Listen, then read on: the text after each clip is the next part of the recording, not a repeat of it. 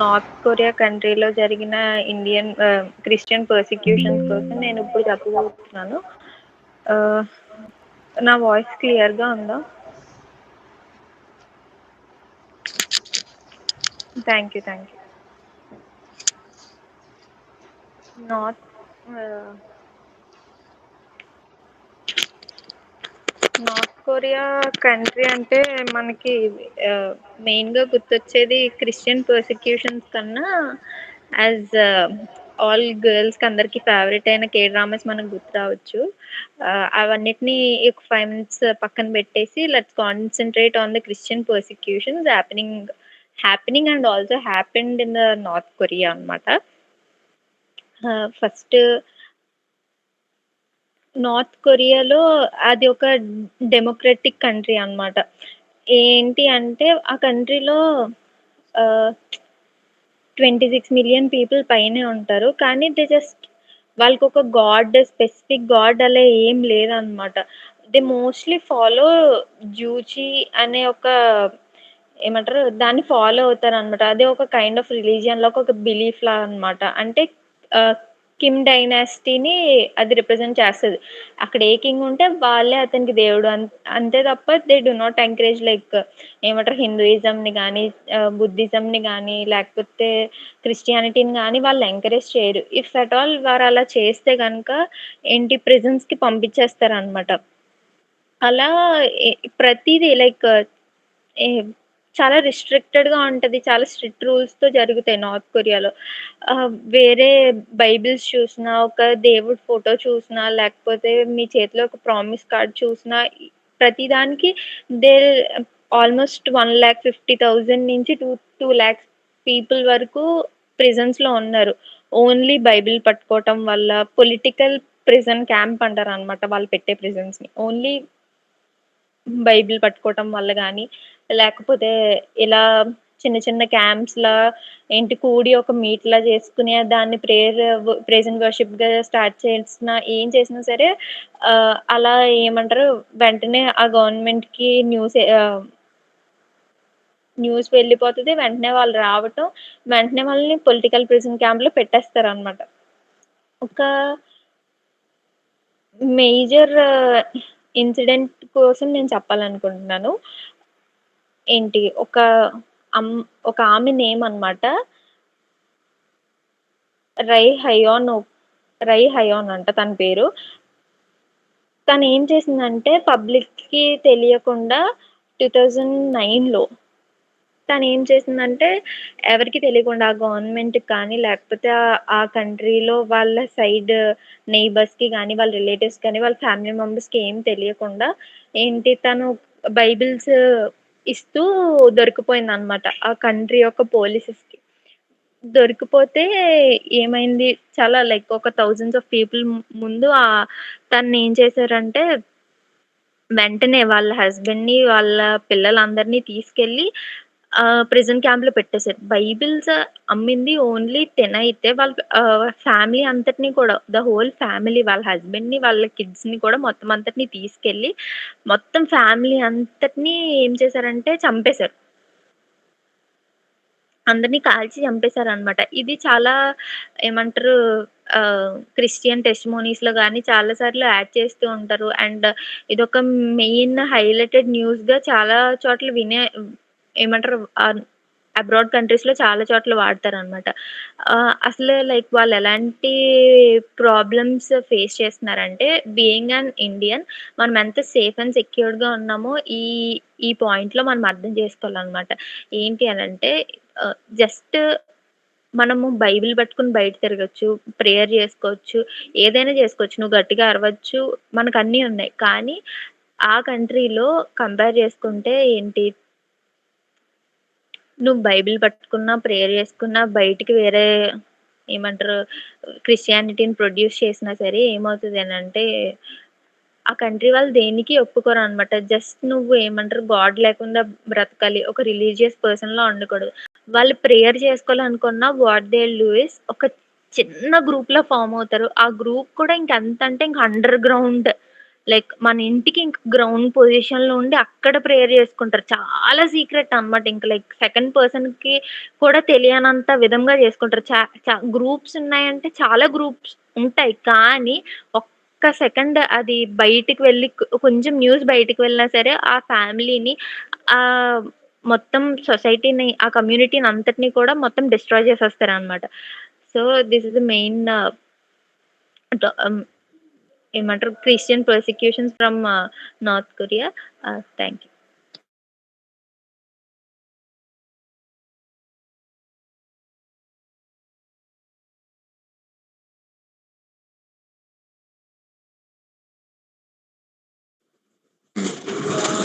Price Lord. Is my voice clear? అంటే background noises రావచ్చు. Thank you. Then I'm going to talking about Christian persecutions happening in China.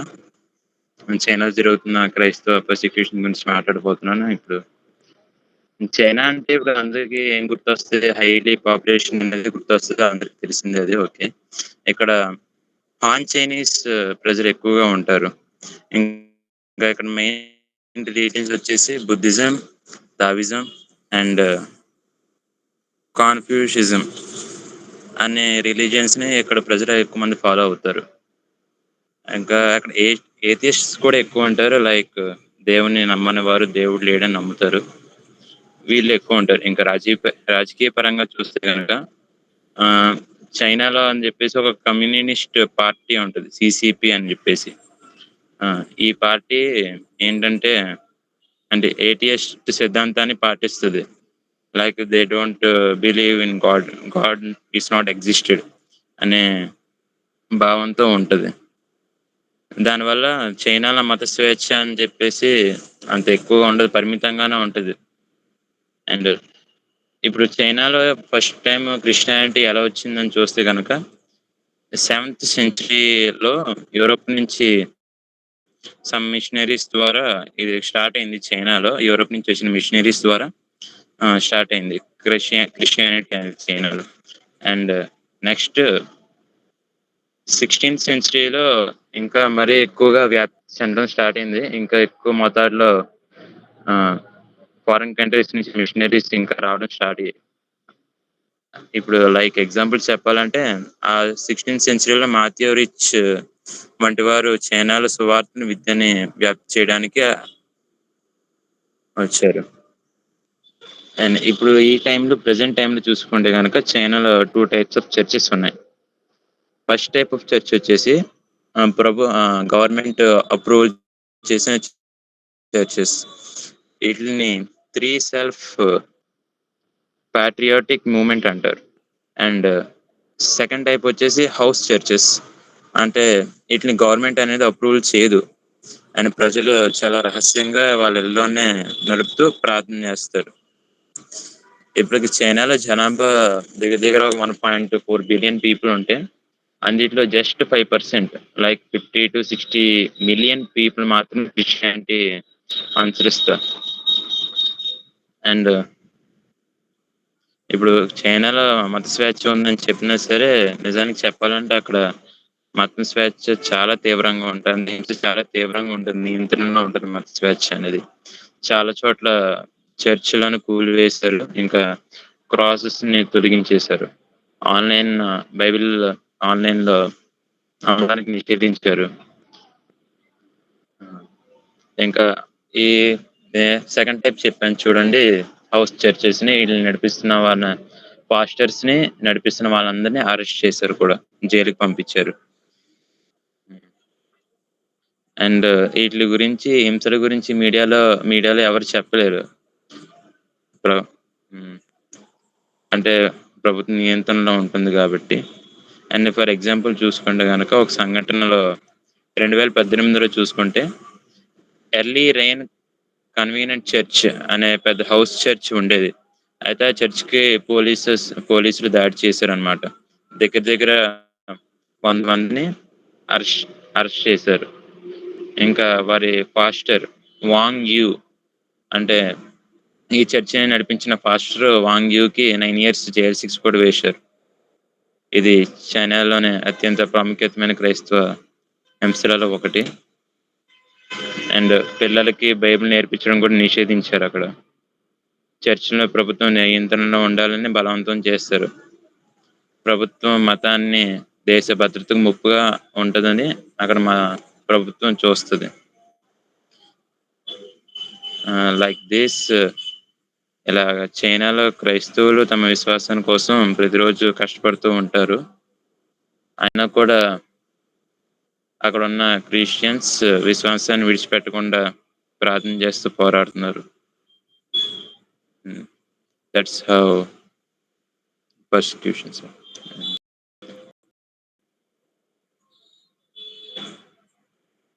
Thank you.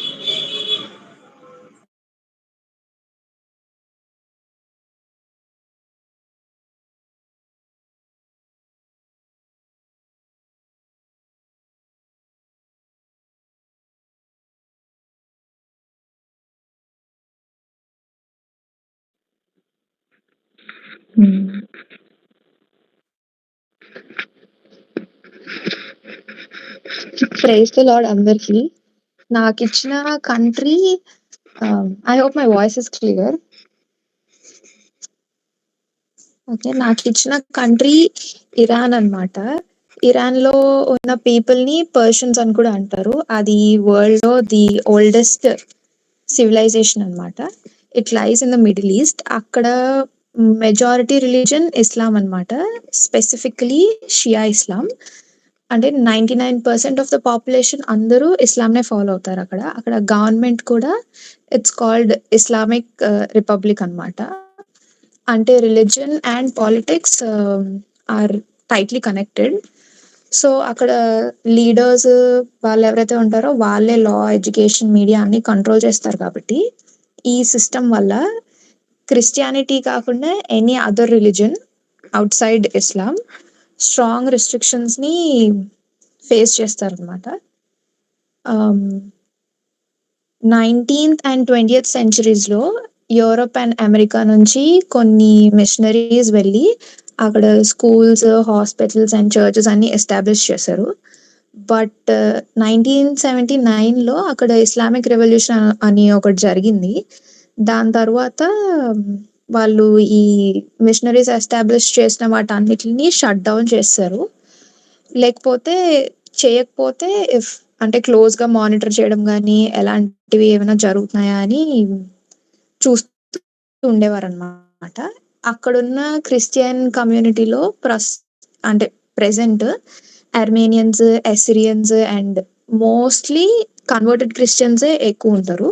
వాళ్ళందరూ ఈ house churches ఇవన్నిటిలో worship చేస్తారనమాట. Because Iran లో public గా worship చేయడం ban చేశారనమాట.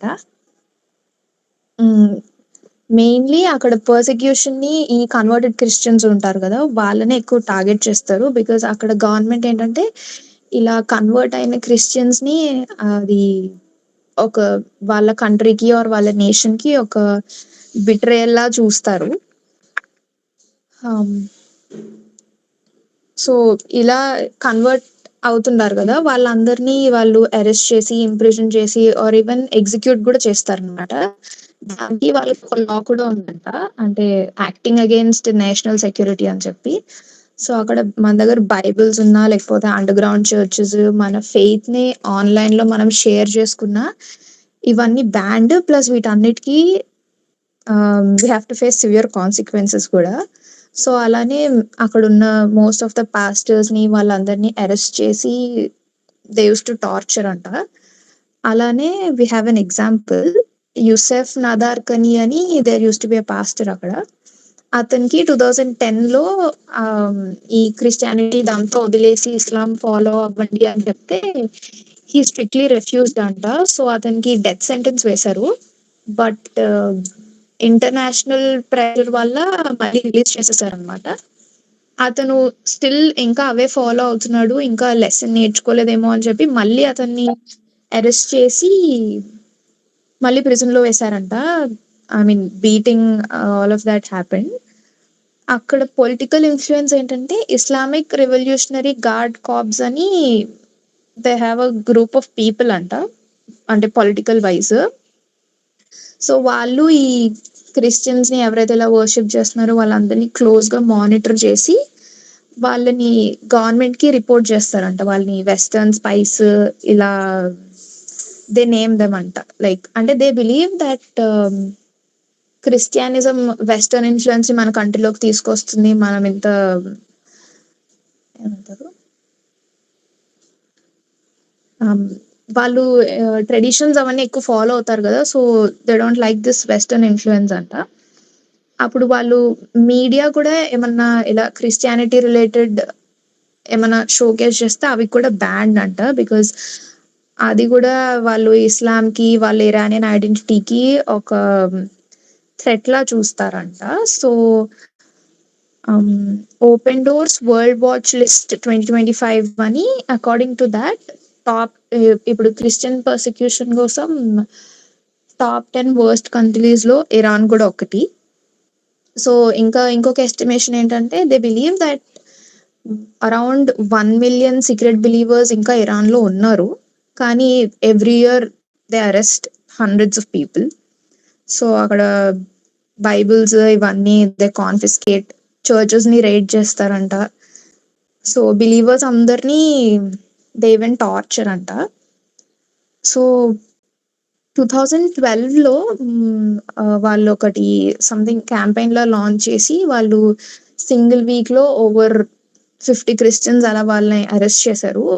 The only thing is they think that Christianity brings western influence and it is a threat to Islamic regime అని వాళ్ళు స్ట్రాంగ్ గా బిలీవ్ చేస్తారంట.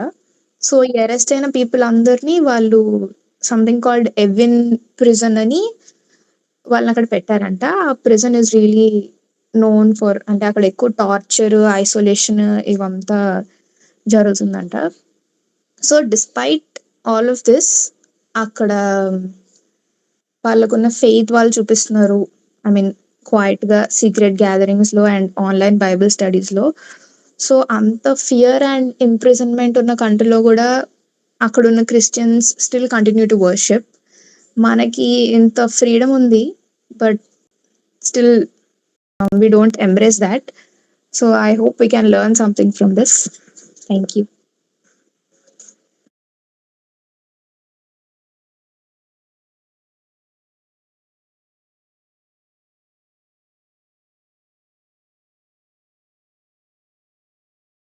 Praise the Lord. So, Ivala, I'll be talking about Syria. Syria's origin actually 1945 24th October నుంచి it came to an like అంటే అప్పటి నుంచి came to the light అన్నమాట. So అంటే దాని ముందు వరకు అంత ప్రాపర్ గా ఏమీ అంత ఇంపార్టెంట్ మేజర్ ఈవెంట్స్ ఏం జరగలేదు. So from 1945 it's in the records. So religion విషయంలోకి వస్తే డైవర్స్ ఫెయిత్స్ అనేవి ఉంటాయి, కానీ మెజారిటీ అయితే ముస్లిమ్స్ అన్నమాట. లైక్ ఇస్లాం 74% ఉంటే అండ్ మిగతా ఇస్లాం మెజారిటీ రిలీజియన్స్ లో అంటే లైక్ అలవైట్ ఇస్లాం అని కానీ డ్రూస్ కానీ 3% లో ఉంటాయి. వెరాస్ క్రిస్టియానిటీ ఇస్ జస్ట్ 10% అన్నమాట. సో ద పాలిటిక్స్ అంటే అసాద్ ఫ్యామిలీ అని they rule for more than 50 years. So అంటే లైక్ ఒక స్ట్రాంగ్ ఐరన్ ఫిస్ట్ తో రూల్ చేస్తారు అనమాట. క్రిస్టియానిటీ ఎవాల్వింగ్ ఎలా స్టార్ట్ అయిందంటే చాలా ఫ్రాక్షన్ ఆఫ్ ఇయర్స్ లో స్ప్రెడ్ అయిపోయింది. As we all know Paul conversion అక్కడ జరిగింది అండ్ యాంటియోక్ అనేది ఒక సెంటర్ అన్నమాట సిరియాలో. సో అంటే it's like a place where believers were first called as Christians అన్నమాట. అంటే దేవుడిని నమ్మే వాళ్ళని ఈ సర్టెన్ సెట్ ఆఫ్ పీపుల్ ని క్రిస్టియన్స్ అంటారు అని ఫస్ట్ డిసైడ్ అయింది అక్కడే. సో అది స్క్రిప్చర్ వచ్చేసి యాక్ట్స్ 11:26 లో రాసి ఉంటది. And next major missionary roles ఏంటంటే క్రిస్టియన్ ఎక్స్పాన్షన్ అనేది చాలా ఎర్లీగా జరిగింది సిరియాలో. ఎందుకంటే Syria was the cradle of Christianity అన్నమాట. అంటే వాళ్ళు స్టార్టింగ్ లో క్రిస్టియానిటీకి చాలా ఇంపార్టెన్స్ ఇచ్చినా సరే basically after the involvement of union Soviet, so అప్పుడు దాని తర్వాత చాలా చేంజెస్ అనేవి వచ్చాయన్నమాట. Like people were told to convert into Muslims. Religious conventions కానీ, లేదంటే కన్ఫెషనలైజేషన్ కానీ చాలా ఫ్రీక్వెంట్‌గా జరగడం స్టార్ట్ అయ్యాయి 17th సెంచరీ నుంచి. సో, యాక్చువల్లీ ఎవాంజలిజం అనేది సిరియాలో కొంచెం ఒక మేజర్ మిషనరీ రోల్ అన్నమాట.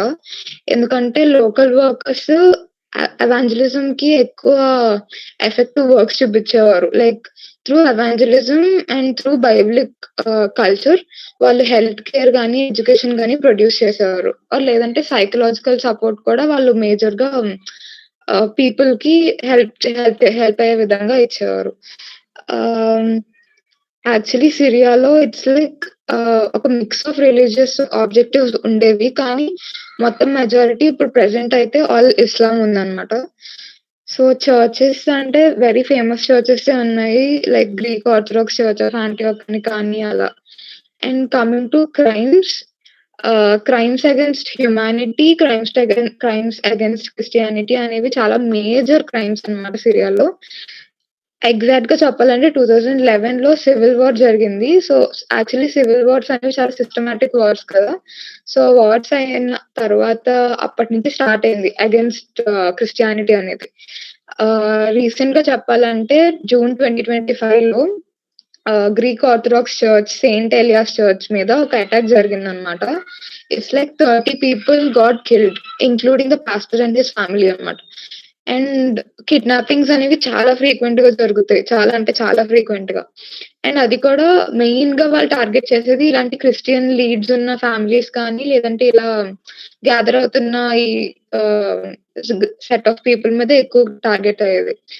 అండ్ నెక్స్ట్ 10 ఆల్‌మోస్ట్ ఒక 1000 పీపుల్ అలాగా ప్రిజన్స్ నుంచి క్రిస్టియన్ పీపుల్‌ని డిసపియర్ చేసేసారు. అంటే like government don't have an answer like where did they go on కూడా తెలీదు. సో, ఒక ఎన్‌ఫోర్స్డ్ డిసపియరెన్స్ అనేది జరిగింది. అండ్ దాని తర్వాత 2013లో కెమికల్ వెపన్స్ అనే అటాక్ జరిగింది. అది కూడా సివిలియన్ పాపులేషన్ మీదే the attack was against civilian population. అంటే బేసిక్‌లీ సిరియాలో క్రిస్టియానిటీ ఉన్నా సరే పోస్ట్ కన్వర్షన్స్ అనేవి చాలా ఎక్కువగా జరిగాయి. అండ్ వుమెన్‌ని కూడా లైక్ ఇస్లాం వేగా డ్రెస్ అవ్వమని బయటికి రావడానికి పర్మిషన్ ఉండేది. ఆల్సో అక్కడ సిరియాలో మెయిన్‌గా ఉండే గవర్నమెంట్ రూల్స్ ఏంటంటే దే ఫాలో ఐఎస్ఐఎస్ అన్నమాట. So, it's a group where Islamic State of Iraq and Syria. So, ఈ ఐఎస్ఐఎస్ అనేది క్రిస్టియానిటీకి అంత ఎంకరేజింగ్ అండ్ టాలరేటింగ్ అయితే కాదు. So, it completely opposites Christianity అన్నమాట. లైక్ చర్చెస్ డామేజింగ్ గాని ఇలాంటివి జరిగేవి. సో, ఈ ఐఎస్ఐఎస్ అనే గ్రూప్ క్రిస్టియన్ మెంబర్స్‌ని ఇస్లాం మెంబర్స్ కింద కన్వర్స్ చేసిన తర్వాత దే యూజ్డ్ టు అంటే లైక్ ఈ కన్వర్ట్ అయిన ఇస్లామిక్ వాళ్ళని టాక్స్ పే చేయించేవారన్నమాట గవర్నమెంట్‌కి. సో, ఆ టాక్స్‌ని జిజియా అంటారు. అండ్ నెక్స్ట్ ఆ సిటిజన్స్ కూడా they are allowed to vote for only అంటే లైక్ ప్రెసిడెంట్‌కి అండ్ పార్లమెంట్ మెంబర్స్‌కి తప్ప గవర్నమెంట్ చేంజింగ్‌కి ఓట్ రైట్ అనేది ఉండేది కాదు. మిలిటరీ ఎక్స్‌చేంజ్ ఎక్కువ జరిగేది గవర్నమెంట్‌లో. And coming to victims actually Syria government అనేది చెప్పాను కదా! చాలా అగైన్స్ట్ క్రిస్టియానిటీ. సో, ఒక ఫేమస్ బ్రిటిష్ జర్నలిస్ట్ ఉండేవారు. She is Marie Colvin. So, actually like she was killed by a government అన్నమాట. Like Syria's government. ఎందుకు అంటే లైక్ ఆ గవర్నమెంట్ క్రిస్టియానిటీకి అపోజింగ్‌గా ఉన్న అట్రాసిటీస్ అన్ని రిపోర్ట్ చేస్తుందని చెప్పి the government killed her and many other victims like that were recorded in Syria's history. So this is about Syria's persecutions.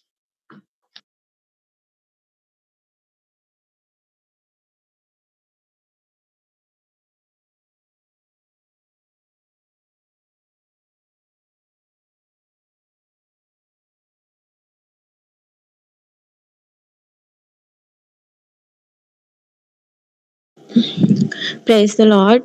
ఇప్పుడు నేను చెప్పబోయే కంట్రీ ఏంటంటే నైజీరియా అనమాట. So most of you know, ఎందుకంటే ప్రెజెంట్ సిట్యుయేషన్‌లో ఇంకా ఫైట్ అనేది జరుగుతుంది కాబట్టి మీ అందరికి ఒక ఐడియా ఉంటది అని చెప్పేసి నేను అనుకుంటున్నాను. సో నైజీరియాలో జరుగుతున్న క్రిస్టియన్ పర్సిక్యూషన్స్ కోసం నేను చెప్తున్నాననమాట. సో ఒక బ్రీఫ్ ఇంట్రడక్షన్‌గా ఈ కంట్రీ కోసం చెప్పుకోవాలంటే, ఈ కంట్రీ అనేది చాలా one of the poorest country. So ఇది ఎక్కడ లొకేట్ అయింది అని చూసుకుంటే గనక వెస్ట్ ఆఫ్రికాలో లొకేట్ అయ్యి ఉంటదనమాట. మొత్తం ఆఫ్రికాలో నైజీరియా దేశంలోనే మోస్ట్ పాపులేషన్ ఉంటది. అంటే ఈ దేశంలోనే ఎక్కువ పాపులేషన్ అని ఉంటదనమాట. సో ఇక్కడ ఉండే మనుషులు కూడా ఎలా ఉంటారంటే, నేచర్ ఆఫ్ ద పీపుల్ ఎలా ఉంటదంటే చాలా హార్డ్ వర్కింగ్ ఉంటారు. చాలా లవ్లీగా ఉంటారనమాట. అంటే వీళ్ళకి సింగింగ్‌లో కానీ డాన్సెస్‌లో కానీ ఇవన్నీ కూడా చాలా టాలెంటెడ్‌గా ఉంటారు. సో ఇక్కడ ఉండే వాళ్ళు కూడా ఎక్కువ దేన్ని నమ్ముతారంటే ఇస్లాంని అండ్ క్రిస్టియానిటీని నమ్ముతారు. నార్త్ నైజీరియా మొత్తం ముస్లిమ్స్ ఉంటారు. సౌత్ నైజీరియా మొత్తం క్రిస్టియన్స్ ఉంటారనమాట. సో ఇక్కడ ఉండే పొలిటికల్‌గా చూసుకుంటే గనుక గవర్నమెంట్ అనేది ఫెడరల్ రిపబ్లిక్‌లో నడుస్తదనమాట. అంటే 3 టైప్స్‌గా వీళ్ళు పాలన చేస్తారు. ఒకటేంటంటే ప్రెసిడెంట్‌గా ఒకళ్ళుంటారు. హెడ్ ఆఫ్ ద గవర్నమెంట్‌గా ఒకళ్ళుంటారు. కంట్రీ ప్రెసిడెంట్‌గా ఇంకొకళ్ళుంటారనమాట. సో ఇలాగా గవర్నమెంట్ అనేది వీళ్ళు లీడ్ చేస్తారనమాట. వీళ్ళు ఎక్కువగా దేని మీద ఆధారపడతారంటే అగ్రికల్చర్ మీద ఆధారపడతారు. ఆయిల్, న్యాచురల్ గ్యాసెస్, ఎంటర్‌టైన్‌మెంట్ వీటి మీద ఆధారపడి వీళ్ళు సంపాదిస్తారనమాట.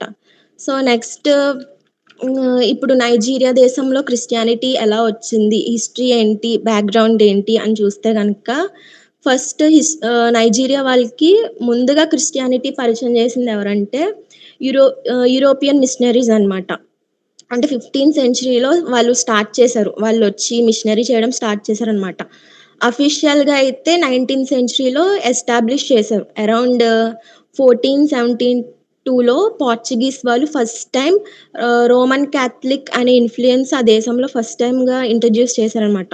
సో వాళ్ళు కూడా యూరోపియన్సే. సో ఆఫ్టర్ 1800స్‌లో బ్రిటిష్ మిషనరీస్ వాళ్ళు క్రిస్టియానిటీ అనేది బాగా స్ప్రెడ్ అయ్యిందనమాట వాళ్ళ వల్ల. అంటే బ్రిటిష్ వాళ్ళు రాంగానే ఆ క్రిస్టియానిటీ అనేది ఇంకా బలంగా వాళ్ళు నమ్మడం అనేది స్టార్ట్ చేశారు.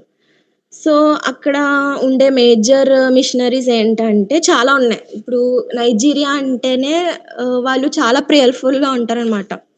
సో ఆ మిషనరీస్ కూడా ఏంటంటే చర్చ్ మిషనరీ సొసైటీ అని, రోమన్ క్యాథలిక్ మిషనరీ అని, Baptist missionary, Pentecostal and evangelical missionary అని చెప్పేసి ఇలాంటివి చాలా ఉన్నాయన్నమాట. చర్చెస్ కూడా చాలా ఉంటాయి. కొంతమంది టూరిస్ట్ ప్లేసెస్‌గా కూడా విజిట్ చేస్తా ఉంటారు. చర్చెస్ ఏంటంటే Roman Catholic churches, Nigerian Baptist convention church ఇలాంటివి చాలా ఉన్నాయి. సో వీళ్ళు ప్రీచింగ్సే కాకుండా, అంటే దేవుడి కోసం చెప్పడమే కాకుండా సోషల్ సర్వీసెస్ కూడా చాలా చేస్తారనమాట. లైక్ స్కూల్స్ కానీ, హాస్పిటల్స్ కానీ బిల్డ్ చేయడము, హెల్త్ కేర్‌గా డెవలప్ చేయడము, ఎడ్యుకేషనల్‌గా ఉమెన్స్‌కి ఎడ్యుకేట్ చేయడము, బైబిల్ స్కూల్స్ పెట్టడము ఇలాంటివి బాగా, అంటే క్రిస్టియన్స్ అంటే most of them are Christians అనమాట. 50% నైజీరియన్స్ క్రిస్టియన్స్ ఉంటారు. 50% ఇస్లామిక్స్ ఉంటారనమాట. సో అసలు ఇప్పుడు నైజీరియాలో జరుగుతున్న క్రిస్టియన్ పర్సిక్యూషన్ ఏంటి అని చూసుకుంటే గనక అవి ఇంకా స్టిల్ జరుగుతున్నాయి. మోస్ట్ ఆఫ్ ద పీపుల్ అక్కడ ఉండేవాళ్ళు క్రిస్టియన్స్, మిగతా వాళ్ళు ముస్లిమ్స్ కాబట్టి సిన్స్ 20 ఇయర్స్ నుంచి అక్కడ క్రిస్టియన్స్ మీద దాడులనేవి జరుగుతూనే ఉన్నాయి. హత్యలు జరుగుతున్నాయి. కిడ్నాప్‌లు కూడా చేస్తూనే ఉంటున్నారనమాట. సో చర్చెస్‌ని జరుగుతూనే ఉన్నాయి. సో అక్కడ ఈ దాడులు ఎవరు చేస్తున్నారంటే ఇస్లామిక్ ఉంటారు కదా ముస్లిమ్స్, వాళ్ళు చేస్తున్నారనమాట క్రిస్టియన్స్ మీద. వీళ్ళేం చేస్తారంటే ఫస్ట్ వీళ్ళు చేసే దాడులు కూడా ఎలాగుంటాయంటే, ఫస్ట్ నైజీరియా వాళ్ళు ఉండే విలేజెస్‌లోకి వెళ్ళిపోయి ఇంటింటికి వెళ్ళి క్రిస్టియన్స్ చంపేయడము, వాళ్ళ ఇంటికెళ్ళి వాళ్ళ బయటికి లాక్కొచ్చి ఒక్కొక్కళ్ళని చంపేయడము, ప్రార్థన జరుగుతున్న సమయంలో చర్చెస్‌ని కూల్చివేయడము, కాల్పులు చేయడము ఇవన్నీ చేస్తారనమాట. కిడ్నాప్స్ చేయడము, పాస్టర్స్ని లేకపోతే ఆడవాళ్ళని ఇలా హెరాస్ చేసి అబ్యూస్ చేసి బెదిరిస్తారనమాట. వాళ్ళు అంటే వాళ్ళ మనీ కోసం వాళ్ళు బెదిరించి ఒకవేళ మనీ ఇవ్వలేదంటే చంపేసి పార్సల్ చేస్తారనమాట. అంత క్రూయల్గా ఉంటుంది. సో చాలా రీసెంట్ టైమ్స్లోనే 2025లోనే ఆల్మోస్ట్ 7,000 మంది చనిపోయారు, 7,000 మంది కిడ్నాప్ అయ్యారనమాట. ఒక రీసెంట్ ఇన్సిడెంట్ ఏంటంటే 2025లోనే జూన్లో జరిగింది. సో ఎల్వాటా అనే విలేజ్లో జరిగిందనమాట ఈ ఇన్సిడెంట్స్. ఆల్మోస్ట్ 200 మంది చనిపోయారంట. సో అక్కడ ఏం జరిగిందంటే Friday 13th Friday so night అందరూ పడుకుని పోతారు కదా, పోయినప్పుడు ఆల్మోస్ట్ 40 మంది వచ్చారనమాట. 40 మంది ముస్లిమ్స్ వచ్చి బైకుల మీద గట్టి గట్టిగా అరుచుకుంటూ వచ్చేసి సడన్గా ఎల్వాటా అనే విలేజ్ని చుట్టుముట్టేసి అటాకింగ్స్ మొదలు పెట్టారనమాట. అంటే సజీవ దహనాలు అంటారు కదా, ఇల్లుని మొత్తం కాల్చివేయడము, చిన్నపిల్లలని కూడా చూడకుండా బయటికి తీసుకొచ్చి కాల్చివేయడము, చంపేయడము, కనిపించిన ప్రతి ఒక్కరిని వాళ్ళు అరుచుకుంటూ చంపేస్తున్నారన్నమాట. సో ఇంత చాలా దారుణంగా అనమాట. ఎక్కడ పడితే అక్కడ శవాలు, వాళ్ళు ఏడుస్తున్నారు, మాకు సమాధులు కట్టడానికి సరిపోవట్లేదు, మేము ఏం చేసాం అని చెప్పేసి వాళ్ళు అరుస్తున్నారనమాట. సో అంత దారుణంగా ఆల్మోస్ట్ 200 మంది చనిపోయారనమాట. సో ఇలా జరుగుతుంది, గవర్నమెంట్ ఏం చేయట్లేదా అంటే వాళ్ళు ఎంత యాక్షన్ తీసుకున్నా అక్కడ యూజ్ ఉండట్లేదు అనమాట. వాళ్ళు ఏమన్నారంటే ఇది రిలీజియన్గా వచ్చే ప్రాబ్లం కాదు, వాళ్ళు పర్సనల్గా అటాక్ చేస్తున్నారు, హక్కుల కోసం వాళ్ళు అటాక్ చేస్తున్నారు, టెర్రరిస్టులు వస్తున్నారని చెప్పేసి గవర్నమెంట్ కూడా వాళ్ళకి ఎటువంటి న్యాయం చేయలేకపోతుంది, మీడియా కూడా అస్సలు కవర్ అయితే చేయలేకపోతుంది అనమాట. సో కానీ ఏం జరిగినా సరే క్రిస్టియన్స్ మాత్రం చనిపోతున్నారు, అది వాళ్ళకి న్యాయం అనేది ఇప్పటికీ జరగట్లేదు. చాలా దారుణం అనమాట. ఇంకా వాళ్ళు చెప్పుకోలేకపోతున్నారు, అంత దారుణంగా వాళ్ళకి మీద అటాకింగ్స్ అనేది జరుగుతుంది. సో ఇది మతపరమైన అటాకింగ్సా లేకపోతే హక్కుల కోసం చేసుకుంటున్నారా అనేది ఇంకా క్లారిటీ లేదు. బట్ చనిపోవడం అయితే క్రిస్టియన్స్ అందరినీ చంపేస్తున్నారు. సో అది ఇప్పటికే జరుగుతుంది, మరి ఎంతవరకు జరుగుతుందో మనకు తెలియదు. కానీ సో అదే ఇప్పుడు ప్రెసెంట్ అయితే నైజీరియాలో పర్సిక్యూషన్ జరుగుతుంది. Thank you so much. Praise Lord. అందరూ మంచి వరల్డ్ టూర్ వేసారు అనుకుంటున్నాను. Let's all travel back to India. India కోసం మాట్లాడుకుందాం, అవర్ ఓన్ కంట్రీ. అది తెలుసు, 1.4 బిలియన్ పీపుల్ ఉన్న ఈ కంట్రీలో, మన ఇండియాలో ఓవరాల్ 80% ఆర్ హిందూస్. క్రిస్టియన్స్ కోసం చెప్పే ఫస్ట్ కన్నా హిందూసే 80% ఉంటున్నారు. సో మనకన్నా డామినేటింగ్ చేసే వాళ్ళుగా హిందూస్ ఉన్నారు, ఫాలోడ్ బై ముస్లిమ్స్ ఉన్నారు, క్రిస్టియన్స్, సిఖ్స్, బుద్ధిస్ట్, అన్ని మన కంట్రీలో చాలా రిలీజియన్స్ ఉన్నాయి. సో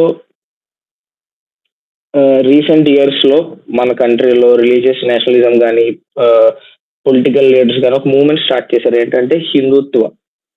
మీనింగ్ ఏంటంటే ఈ కంట్రీలో ఓన్లీ హిందూయిజం అండ్ హిందూస్ ఒక్కలే ఉండాలి. సో మనలాంటి వాళ్ళకి లైక్ క్రిస్టియన్స్కి చాలా ఇబ్బందికరమైన మూమెంట్ అనమాట, especially to Christians and also to Muslims. So ఈ ఐడియాలజీని సపోర్ట్ చేసే గ్రూప్స్ కూడా మన కంట్రీలో ఉన్నాయి. మెయిన్లీ 2 గ్రూప్స్ ఏంటంటే ఆర్ఎస్ఎస్ అండ్ బజరంగ్ దళ్. ఈ పాలసీస్ లాంటివి సపోర్ట్ చేసి మన క్రిస్టియన్స్ కి కొన్ని స్టేట్స్ లో క్రిస్టియన్స్ రెస్ట్రిక్ట్ చేయడం కానీ, వాళ్ళ హాస్టిలిటీని గ్రో చేయకుండా లీడ్ చేయకుండా ఆపేయడం కానీ చేస్తున్నారు. సో దానికన్నా ముందు మన కంట్రీలోకి క్రిస్టియానిటీని తీసుకొచ్చింది ఎవరంటే ఫస్ట్ సెంచరీ ఆఫ్టర్ క్రైస్ట్ లో మాథ్యూలో చెప్పినట్టుగా go therefore and make disciples of all nations. ఆయన చెప్పినట్టుగా saint Thomas the apostle, Yesu ప్రభు యొక్క డిసైపుల్ మన కంట్రీకి వచ్చారు. అది కూడా ఎక్కడంటే కేరళకు వచ్చారు. కేరళకు వచ్చి అక్కడ లోకల్ బిలీవర్స్ తో క్రిస్టియానిటీని, ఆ ఫెయిత్ ని స్ప్రెడ్ చేసి, అండ్ లేటర్ దాన్ని మిషనరీస్ చాలా మంది స్ప్రెడ్ చేయడానికి ట్రై చేశారన్నమాట. అది ఆ టైంలో పోర్చుగీస్, మన కంట్రీలో పోర్చుగీస్, బ్రిటిష్ అండ్ ఆ ఎరాలో. సో ఆ టైంలో మన క్రిస్టియానిటీ బాగా స్ప్రెడ్ అయింది. అలా మెల్లగా వెళ్తున్నప్పుడు మేజర్ గా కాంట్రిబ్యూట్ చేసిన ముగ్గురు మిషనరీస్ ఎవరంటే William Carey, Amy Carmichael and Mother Teresa. ఈ ముగ్గురు మనం ఆల్రెడీ స్కూల్స్ అండ్ సండే స్కూల్లో కూడా తెలుసుకున్నాం ఈ ముగ్గురు కోసం. వీళ్ళు చాలా క్రిస్టియన్ స్కూల్స్ కానీ, హాస్పిటల్స్ కానీ, ఆర్ఫనేజ్ హోమ్స్ కానీ ఇలాంటివి ఎక్కువ బిల్డ్ చేశారు మన కంట్రీలో. ఇందాక తెలుసుకున్నాం కదా, హిందూయిజం ఆల్మోస్ట్ 80% ఉందని. క్రిస్టియానిటీ ఇంత ఈ 1.4 బిలియన్ పాపులేషన్ లో క్రిస్టియానిటీ ఓన్లీ 2.3% మాత్రమే ఉంది మన ఇండియాలో క్రిస్టియానిటీ అనేది. ఈ 2.3% లో కూడా వేరియస్ డినామినేషన్స్ ఉన్నాయి మనకి. లైక్ సెవెంత్ డే కానీ, లూథరన్స్ కానీ, క్యాథలిక్స్, ప్రొటెస్టెంట్, మనము పెంతెకోస్టల్ కానీ. సో వీళ్ళందరూ ఎలా సర్వ్ చేస్తున్నారు? త్రూ ఎడ్యుకేషన్ కానీ, health care and community service చేస్తూ మన ఇండియాలో సర్వ్ చేస్తున్నారు. పర్సిక్యూషన్స్ విషయానికి వస్తే మన కాన్స్టిట్యూషన్ లో ఒక బ్యూటిఫుల్ అబద్ధం ఏంటంటే, ఆర్ మన కంట్రీకి ఉన్న బ్యూటిఫుల్ అబద్ధం అందరూ చెప్పేది ఏంటంటే, ఇట్స్ డెమోక్రటిక్ కంట్రీ. అంటే we have the freedom of religion to choose. కానీ మన కంట్రీలో జరుగుతుంది ఏంటి? ఎగెయిన్స్ట్ క్రిస్టియన్స్ గా ఎంతో షార్ప్ గా ఈ మధ్యన మన రీసెంట్ ఇయర్స్ లో కూడా ఎప్పటి నుంచో స్టార్ట్ అయ్యి ఈ మధ్యన ఇంకా బహిరంగంగా వాళ్ళు క్రిస్టియన్స్ ని ఎంతో బహిరంగంగా పర్సిక్యూట్ చేస్తున్నారు. ఎలాగా అంటే చర్చెస్ ని కాల్ చేయడం కానీ, మాబ్ అటాక్స్ చేయడం, ఫోర్స్ గా కన్వర్షన్స్ చేస్తామని మన మీద ఫాల్స్ అక్యూషన్స్ చేయడం కానీ, అందరికి మర్డర్స్ చేసేయడం కానీ చేస్తున్నారు. ఇప్పటికి మన ఇండియాలో ఏమంటారు, డెడ్లియెస్ట్ అటాక్, క్రిస్టియన్స్ మీద జరిగిన డెడ్లియెస్ట్ అటాక్ ఇప్పటికి రికార్డ్ అయింది ఏంటంటే 2008 లో ఒడిశాలో జరిగింది అనమాట. లైక్ హండ్రెడ్స్ ఆఫ్ చర్చెస్ ని కాల్చేశారు, 100 మంది క్రిస్టియన్స్ ని చంపేశారు, అండ్ ఆల్సో ఆల్మోస్ట్ 50,000 మెంబర్స్ ని డిస్ప్లేస్ చేశారు అనమాట, తరిమేశారు అక్కడ నుంచి. అలాగే కొన్ని స్టేట్స్ లైక్ ఛత్తీస్గఢ్ లో కానీ, మధ్యప్రదేశ్ లో కానీ, ఉత్తరప్రదేశ్ లో కానీ కూడా లైక్ పాస్టర్స్ ని కొట్టేయడం, ప్రేయర్స్ మీటింగ్స్ జరిగిన చోట్ల రెడిట్ చేయడం, అండ్ ఆల్సో బిలీవర్స్ ని మనలాంటి వాళ్ళని ఏం చేసేవారంటే వాళ్ళు జైల్లో దోసేయడం కానీ. ఇదంతా ఏంటి? యాంటీ కన్వర్షన్ అనే కాన్స్టిట్యూషన్ ఉన్న లాని తీసుకుని దాన్ని వాళ్ళు తప్పుగా యూజ్ చేసుకుని మనల్ని పర్సిక్యూట్ చేశారు అనమాట. సో అలాంటి స్టేట్స్ లో ఉన్న విలేజెస్ లో ఏంటంటే మన సోషల్ గా బాయ్కాట్ చేయడం, అండ్ వాళ్ళకి ఫుడ్, వాటర్ సప్లైస్ కట్ చేసి, గవర్నమెంట్ వచ్చే సప్లైస్ అన్ని కట్ చేయడం వాళ్ళని, అండ్ ఆల్సో వాళ్ళని క్రిస్టియానిటీ నుంచి హిందూయిజంకి రీకన్వర్ట్ చేయడానికి ఎంతగానో ప్రయత్నిస్తున్నారు. ఇంత జరుగుతున్నప్పుడు కూడా పొలిటికల్ గా కానీ, పొలిటీషియన్స్ దగ్గర నుంచి కానీ మనకు సపోర్ట్ లేదు. And the ruling party BJP వాళ్ళు ఏంటంటే, వాళ్ళు అఫీషియల్ గా ఎంత ఈ వైలెన్స్ ని కండమ్ చేయాలని ట్రై చేసినా కంటికి తెలియకుండా వాళ్ళు రాడికల్ గ్రూప్స్ ని ఫామ్ చేసి యాక్షన్స్ దగ్గర నుండి చేయిస్తున్నారు. మళ్ళీ పేరు దానికి ఏం పెట్టారంటే లోకల్ కాన్ఫ్లిక్ట్స్ జరుగుతున్నాయి, వాళ్ళు కొట్టేసుకుంటున్నారు అని చెప్పి చేస్తున్నారు. సో మన స్టేట్ లో ఈ misuse, anti conversion law misuse చేసి మన క్రిస్టియన్స్ ఎంతగానో హరాస్ చేస్తున్నాం. అండ్ మీడియా కూడా ఏం చేస్తుందంటే వాటిని ఇగ్నోర్ చేసి లోకల్ కాన్ఫ్లిక్ట్స్ లానే దీన్ని పోర్ట్రే చేస్తున్నారు. ఇంటర్నేషనల్ మీడియా ఏం చేస్తారంటే ఇందాక చెప్పినట్టు open doors and persecution relief and US CIRF వాళ్ళు కూడా ఏం చేస్తారంటే వాళ్ళు కొంచెం సీరియస్ గా తీసుకుని మన ఇండియాలో జరిగిన రియాలిటీని డాక్యుమెంట్ చేయడానికి ట్రై చేస్తారు. అండ్ ఆల్సో మీరు చెప్తే నమ్మరు, ఇందాక తను చెప్పినట్టుగా ఓపెన్ డోర్స్ వరల్డ్ లిస్ట్ లో లైక్ క్రిస్టియానిటీకి మోస్ట్ డేంజరస్ కంట్రీ లిస్ట్ లో ఇందాక ఏదో కంట్రీ లైక్ 10th ప్లేస్ లో ఉందన్నారు కదా, నెక్స్ట్ 11th ప్లేస్ లోనే మన ఇండియా ఉంది. అండ్ ఆల్సో ఏంటంటే ఓన్లీ 2023 2023 అలోన్ చూసుకున్నట్లయితే 600 ఇన్సిడెంట్స్ జరిగినాయి. క్రిస్టియానిటీకి అగేన్స్ట్ గా వైలెన్స్ 600 ఇన్సిడెంట్స్ జరిగినాయి ఆ ఒక్క ఇయర్ లోనే.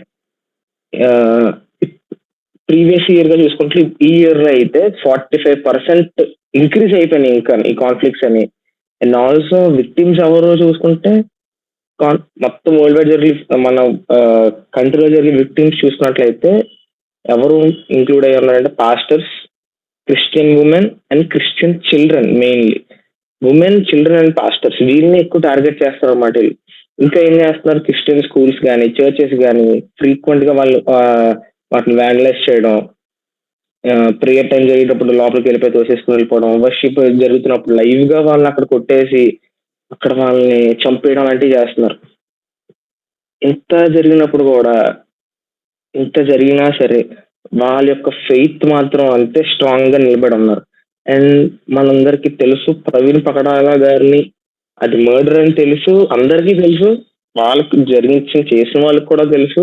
అండ్ ఆయన చంపడానికి ముఖ్య కారణం ఏంటంటే ఆయన సత్యాన్ని బహిరంగంగా ఎవరికి భయపడకుండా ప్రకటిస్తున్నారు. అండ్ ఆయన చేసిన డిబేట్స్ వాళ్ళకి నచ్చక, ఆ నిజం నచ్చక ఆయన పర్సిక్యూట్ చేశారు, ఆయన చంపివేశారు. అది అందరికి తెలిసినా సరే అది యాక్సిడెంట్ అని చెప్పి ప్రూవ్ చేశారు. అలాంటి కంట్రీలో మనం ఉంటున్నాం. అండ్ ఇలా ఇందాక మీరు చెప్పిన స్టేట్స్ లో కూడా వాళ్ళు భయపడకుండా ఇంకా వాళ్ళ ఇంట్లో ప్రేయర్ చేసుకుంటూ వాళ్ళ మీద ఎవరైతే దాడి చేశారో వాళ్ళతో ప్రేమగా అండ్ వాళ్ళు క్షమించే గుణంతో, యేసుక్రీస్తుని వాళ్ళు రిఫ్లెక్ట్ చేసే గుణంతో వాళ్ళు అలాగే సర్వ్ చేస్తారు ఆ కమిటీలో. సో నేను లాస్ట్ చెప్పొచ్చేది ఏంటంటే మనం ఏమని ప్రేయర్ చేయాలంటే వీళ్ళందరి కోసం, లైక్ అన్ని కంట్రీస్ కోసం మనం ఏం ప్రేయర్ చేయాలంటే ముఖ్యంగా కాపాడండి అని మాత్రమే కాకుండా ఆల్రెడీ ఈ సత్యాన్ని పట్టుకుని ఉన్న వాళ్ళ కోసం కూడా వాళ్ళని జ్ఞాపకం ఉంచమని కూడా ప్రార్థన చేసుకోవాలి. Thank you for giving this time. Thank you.